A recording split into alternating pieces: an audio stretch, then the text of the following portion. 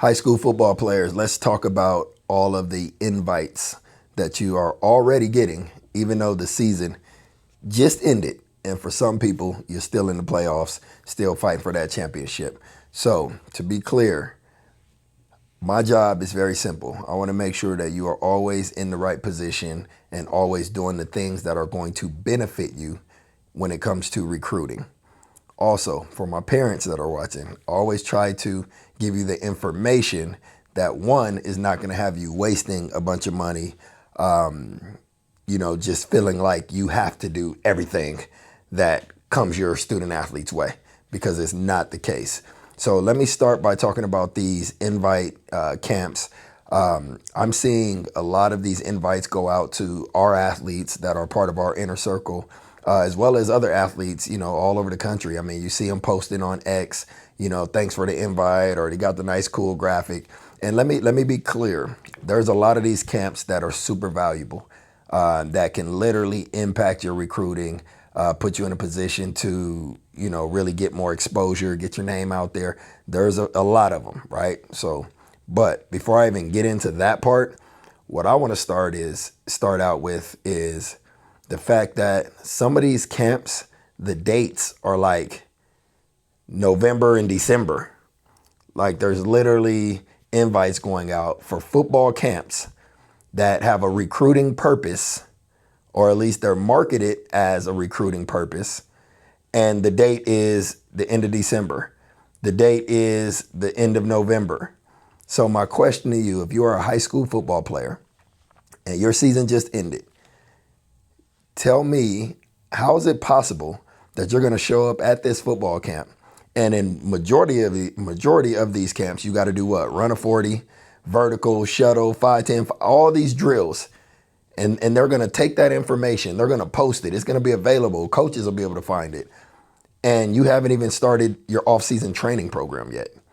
You have not even started to work out again yet.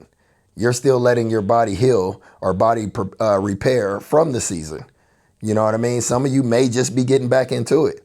So help me understand how in a matter of a couple weeks, you're going to be ready to perform at the highest level at a camp or at an event that is quote unquote designed to help you get exposure and help with recruiting.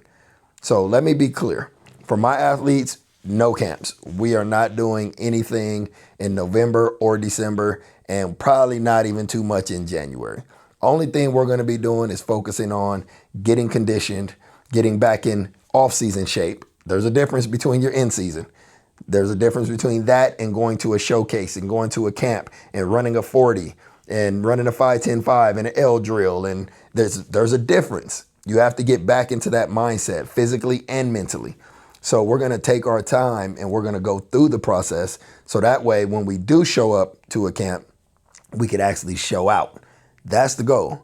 Just because you got the invite, that doesn't mean anything. Because you go out there and your numbers are terrible. Now you battling that the whole offseason. So let's be smart. That's not the ideal strategy, period. Now, let's talk about the other invite camps that will happen in the spring, right?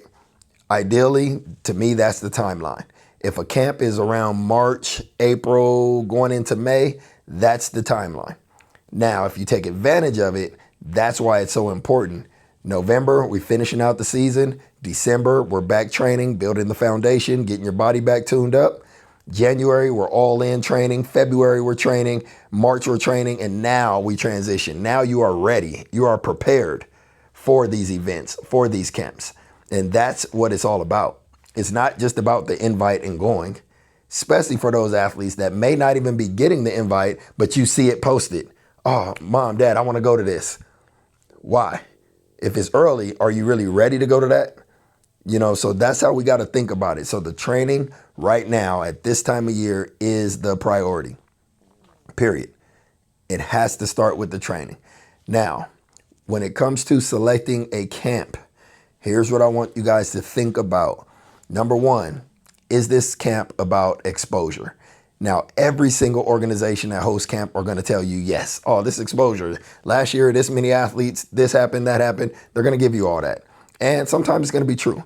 But here's the questions that you want to ask. One, How are we getting exposure? Are we talking about just social media? Are we talking about just you're posting it on X? Like, what are we doing? Is this information going out to college coaches?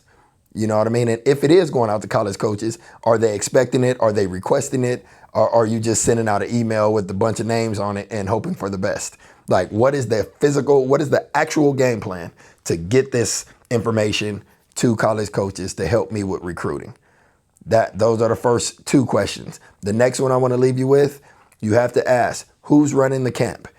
Is the business, the name, the people on the camp, are they credible? And the big one you want to ask is, who else will be present at this camp? Example, with our Recruit Vegas Combine and Showcase, we had Brandon Angola from 247 out there on the field evaluating. You know, and we had Rep from Nevada Prep Zone on the field evaluating. You know, because we understand that if we get those guys out on the field evaluating you in person, that's going to help you generate exposure, right? So these are the questions you want to ask. What coaches, what colleges, who's requesting this information, right? Who's going to be there that day? Who's going to be on the field taking notes and taking pictures? That's what we want to ask. And then the last one that I'll leave you with is, what about the actual event itself? Is anyone filming this? You know, is it just my mom and dad got to hold their camera up and they got to film it? Because at the end of the day, it's still about clips. It's still about video. It's still about controlling your own recruiting. So you want to try to make sure that you get some footage of that camp, especially like the one-on-ones, things like that, maybe some position drills. The more of that stuff you can get, you can cut that up, make additional highlight films or highlight videos throughout the course of the offseason, right? Because college coaches, of course, your game film is number one. That highlight film is first. Your game film is second, but coaches love to see what you're doing during the offseason. They want to see how you're progressing. So do what it takes to get video, to get content, but first do the research. Make sure that that camp is valuable and going to be valuable for recruiting, not just because you got an invite. A lot of invites went out. Just saying.